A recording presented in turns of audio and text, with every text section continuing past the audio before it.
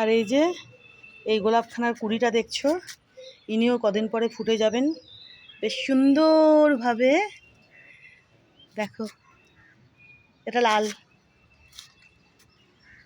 দেখেছো? এই যে আরও এদিক ওদিক কুড়ি হচ্ছে। আর হচ্ছে এই গন্ধরাজখানা গতকাল ফুটেছে বিকেলবেলা, আজকে দেখাচ্ছি আমি তোমাদেরকে। যে দেখো, দেখেছো গন্ধরাজখানা কি সুন্দর, দেখো কি অপূর্ব, কি অপূর্ব, কত সুন্দর গন্ধ, নামই হচ্ছে গন্ধরাজ।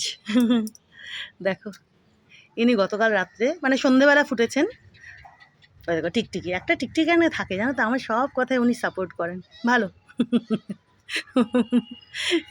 তো এই যে দেখো কি সুন্দর, কত বড়, ইনি আরেকটু বাড়বেন, মানে আরেকটু বড় হবেন, বুঝেছ? দেখো দেখো এখান থেকে রঙ্গন দেখো, এই যে দেখো এখান থেকে দোপাটিয়ার রঙ্গন কি ভালো যে লাগছে। আর একটু বেলাটা বাড়ুক, তারপর এনারা ফুটবেন এনারা।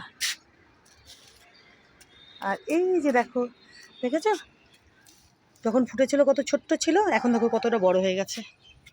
এই গাছের গোলাপ এরকমই হয়, পাপড়িগুলো একটু আলাদা, বুঝতে পারছো? দেখো এই গাছের যে গোলাপ একটু অন্য টাইপের পাপড়িগুলো, দেখো যখন ফুটে একদম পুচকে থাকে, তারপর বেশ বড় হয়, এই এতটাই হবে, এর থেকে বড় আর হয় না এই গাছের গোলাপ।